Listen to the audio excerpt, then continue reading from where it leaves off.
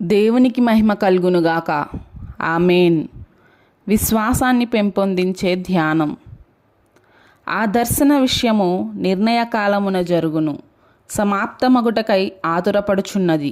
అది తప్పక నెరవేరును. అది ఆలస్యముగా వచ్చినను దాని కొరకు కనిపెట్టుము. అది తప్పక జరుగును. జాగు చేయక వచ్చును. హబక్కూకు గ్రంథము 2వ అధ్యాయం 3వ వచనం.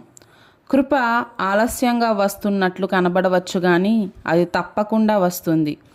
ప్రభువు తన అపారమైన జ్ఞానంతో తన సన్నిధి నుండి కృపాశక్తి ప్రవహించే సమయాన్ని నియమించాడు. దేవుడు ఏర్పాటు చేసిన సమయానికి మించిన మంచి సమయం ఏదీ లేదు. మనమేమో కంగారు పడుతుంటాం.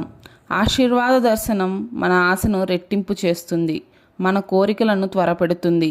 అయితే ప్రభువు తన నిర్ణయ సమయానికి కట్టుబడి ఉంటాడు.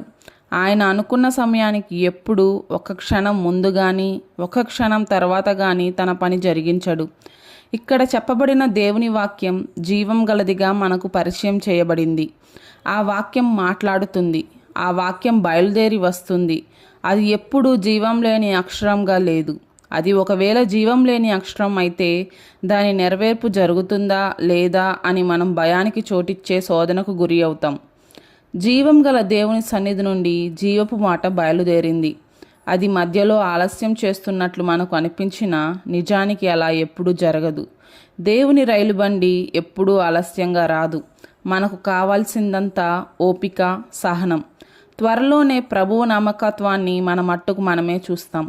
ఆయన వాగ్దానాలలో ఏ ఒక్కటి నెరవేరక తప్పిపోదు. అది నిద్రాణంగా ఉండిపోదు. ఆయన వాగ్దానాలలో ఏదీ కూడా నిర్జీవ స్థితిలోనికి వెళ్ళిపోదు. అది మాట్లాడుతుంది. ఎంత ఆదరణ! ఇది నమ్మేవారి చెవులలో మాట్లాడుతుంది.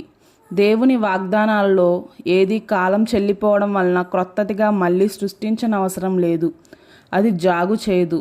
నా ప్రాణమా, దేవుని కోసం నువ్వు కనిపెట్టుకోలేవా? ఆయనలో విశ్రాంతి తీసుకో. మాటలతో చెప్పలేని ప్రశాంతతలో ఊరక నిలిచియుండు.